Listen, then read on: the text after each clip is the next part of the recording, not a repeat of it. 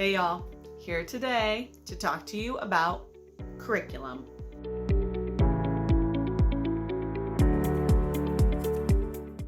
So this is the part where I feel like a lot of people get very overwhelmed. And let me tell you, when I started homeschooling, I had notebooks and notebooks filled with curriculums and what would be the best and what would be good, the cost and So let's simplify it a little bit.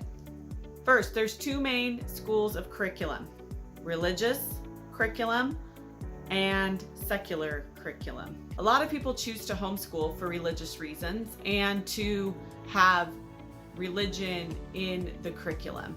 So if that's something you're looking for, then you're going to be searching for religious or Christian or faith-based curriculum. The other option is secular curriculum. Now, this in no way digs at religious curriculum, right?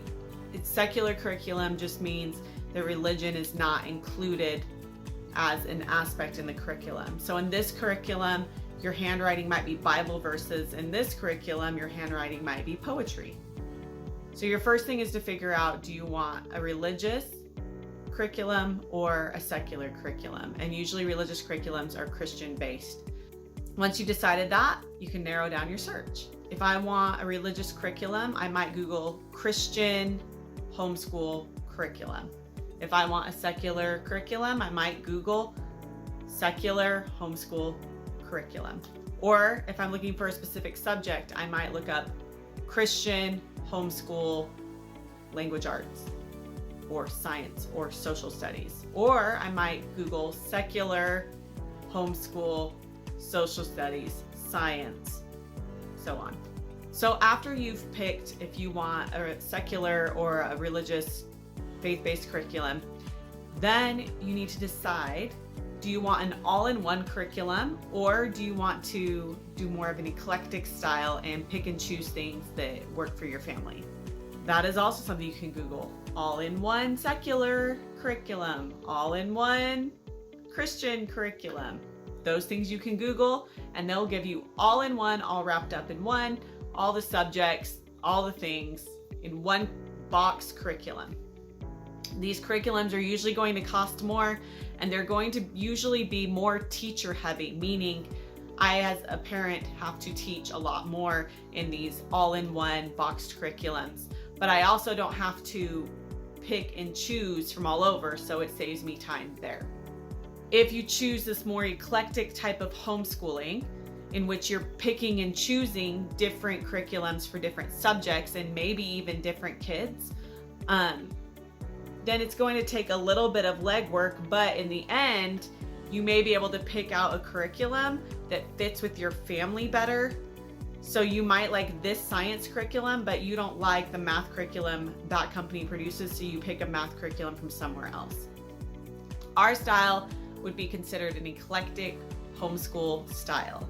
We do math from here, we do science and social studies over here, we do spelling and reading comprehension in this spot, and writing over here. All right, so we pick from different things. But all my kids actually do use the same curriculums in each area because we've used them enough now that I know the flow of them and our kids respond to them. The way I teach it might be different for each kid. The way I explain it might be different for each kid, but my curriculums are still the same. One of the most asked questions I get is, Heather, what curriculum do you use? And that for me is kind of a long-winded question, but that's because we've pieced together so much. But I like curriculum that is set it and forget it. I like to be able to assign my kids time to work and them do the curriculum and it just moves automatically, right? We keep moving the needle forward incrementally.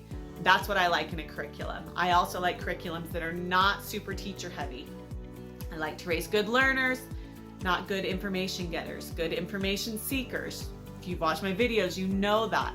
Another thing to consider when choosing your curriculum is if you are not planning on homeschooling long term, a really good option for you would be to find out what curriculum your school uses and then buy that curriculum to do at home. That way you know where your child's at and you can kind of keep them on track with peers, and you'll also kind of know the flow of what is being taught that school year. So I hope that narrows down curriculum choices for you. Religious or secular, all in one, or piece things together. And also the option of finding out what curriculums your school is using so that you can buy those and just keep your kid on track. Also realize that everyone's gonna fall behind this year, whatever that means, okay? Everyone's in the same boat. We're all in the same boat that we don't wanna be in. So give yourself grace, give your kids grace. They're gonna be okay, you're gonna be okay. Talk to you later, bye-bye.